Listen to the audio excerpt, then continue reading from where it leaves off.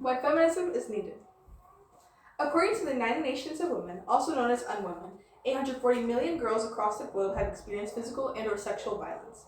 To really put that in perspective, that is almost 1 in 3 women.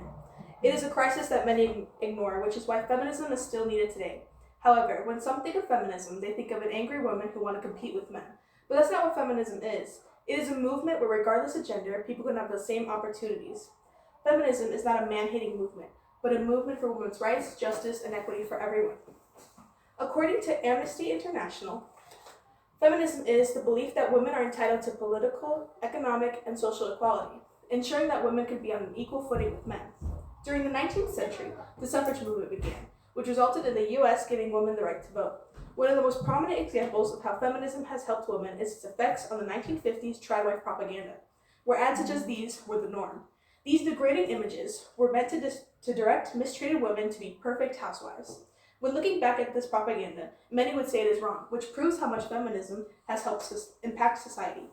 Even now, feminism allows me to voice my opinion and wear what I want without someone telling me it is wrong. Amnesty International states that feminism promotes queer rights, economic justice, body positivity, the freedom movement, and the removal of workplace discrimination. It is a movement of equity for all, which is fairness and justice in the way people are treated. Thanks to feminism, most women now have the opportunity to marry who they choose, have a career, vote, get an education, and express themselves freely. However, it's not like this for everyone. Though many now have the ability to vote, Amnesty has stated there are still many places where it is difficult for women to exercise this right, including Syria, Pakistan, and Afghanistan. In Burkina Faso, women and girls face a fight against forced marriage, and in Jordan, girls face abusive male guardianships and are subjected to humiliating virginity tests.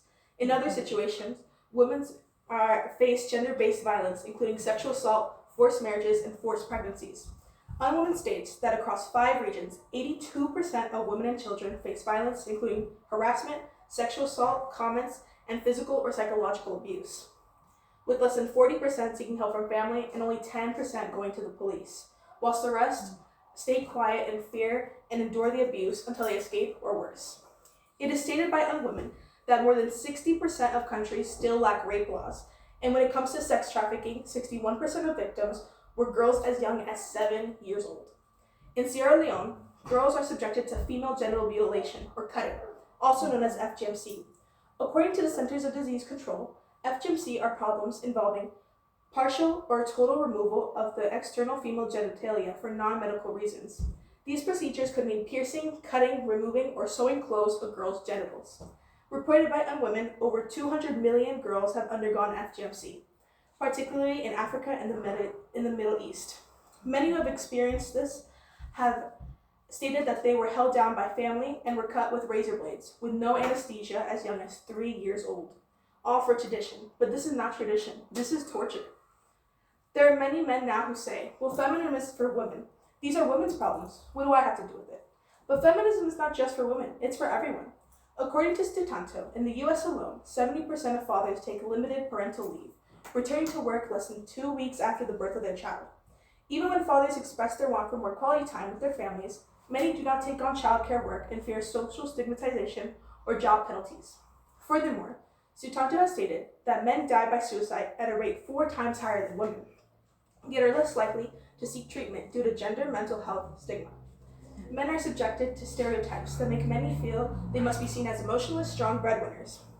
Others will say, well, feminism isn't needed in the US, but that's not true either. There are still many other injustices women face, like the gender wage gap or the pink tax. Women are still not paid the same amount as men and are expected to pay even more when it comes to personal hygiene products, such as deodorant, tampons, pads, hair care, and razors. The stereotypes many women face in the US are so intense that they even affect children. An example of this would be clothing or toys. The girls' clothes are subjected to looks, whilst boys have clothes with ideas of success. The boys get toys that bring innovation and problem solving, whilst girls are taught that their only job is to care for their future kids, not their careers, which is why men are needed in this fight. Feminism is not a man-hating movement, but a movement for women's rights, justice, equality, and equity. Throughout history, feminism has saved countless of people and continues to do so. Feminism has given people the right to speak their minds and follow their passions.